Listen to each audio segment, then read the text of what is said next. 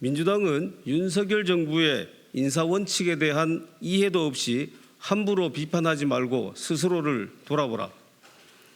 민주당 박홍근 원내대표가 윤석열 정부의 장관 인사를 부실 인사로 규정하고 이와 관련된 대통령의 발언에 대해 황당무계하다면서 대통령의 대국민 사과 및 인사라인 문책을 요구했다.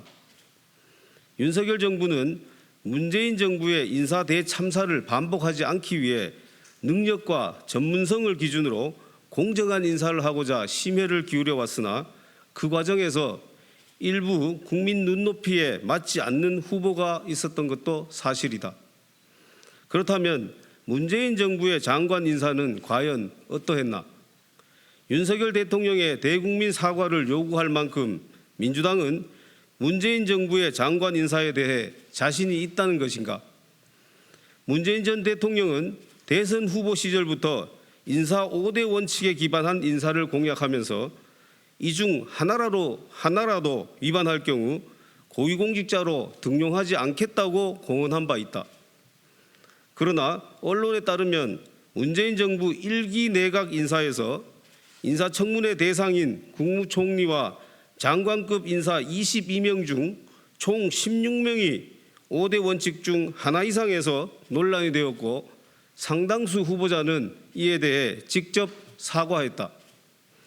이후 문재인 정부는 기존 5대 원칙에 성범죄와 음주운전을 포함한 7대 인사 원칙을 발표했는 바 문재인 정부 인사청문 대상 중 총 112명 중 68%에 달하는 76명이 이 인사 기준에 미달했다.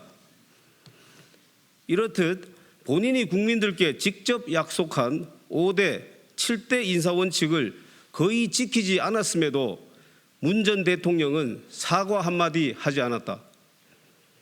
주지하다시피 윤석열 정부의 인사 대원칙은 능력과 전문성이다. 지금까지 윤석열 정부의 후보자 중 능력과 전문성이 모자란다고 밝혀진 인물이 있었는가? 최소한 윤석열 정부의 내각 인사는 스스로 정한 인사 기준에 미달하는 후보는 없었다. 민주당 정부가 정한 기준으로 윤석열 정부의 인사에 대한 비판을 한다면 이는 윤석열 정부의 인사 철학과 원칙을 제대로 이해하지 못하는 것이다. 오래전 과거에 과오가 있었다는 이유만으로 능력과 전문성을 발휘할 기회조차 박탈하는 것이 과연 공정한 것인가? 과거 본인의 잘못에 대해 진지한 반성과 사과가 있고 이를 국민이 수용할 수 있다면 역량이 있는 사람에게 능력과 전문성을 발휘할 수 있는 기회를 주는 것이 맞지 않겠는가? 민주당은 비판을 하기 전에 우선 윤석열 정부의 근본적인 인사 철학에 대해 깊이 생각해 봐야 한다. 스스로를 먼저 돌아보고 자중할 것을 촉구한다.